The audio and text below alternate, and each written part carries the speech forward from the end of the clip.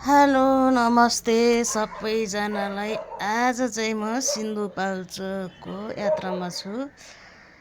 कतिपय साथीहरूले सोध्नुहुन्छ सिन्धुपाल्चोक कस्तो छ भनेर। आज चाहिँ म सबै देखाउन चाहन्छु, हेरेर साथ दिनु होला है त।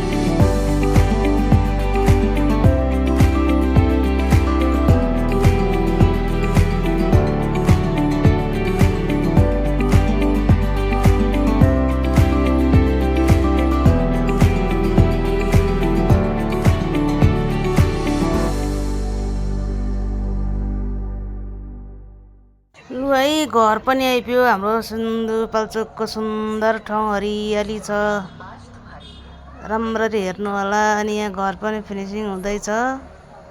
पानी परिरहेको छ हाम्रो गाउँमा चाहिँ ठुलो। अनि यहाँ दाइहरू काम गरिरहनु भएको छ है। मेहनत चाहिँ राम्रै गर्नुहुन्छ। अनि हाम्रो गाउँ कस्तो छ भनेर सोध्ने साथीहरूले हेर्नु होला। सिन्धुपाल्चोक पनि धेरै सुन्दर राम्रो हरियाली छ। यो चाहिँ गाउँको घरकै मन्दिर हो। अनि यहाँ तल अर्को मन्दिर पनि छ घरै मुनि।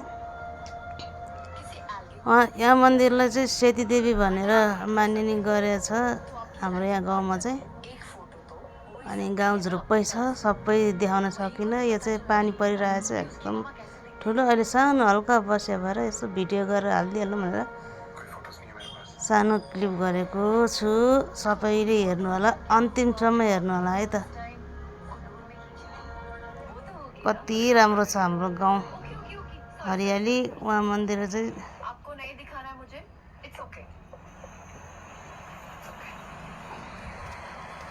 लॉस सैंटोस का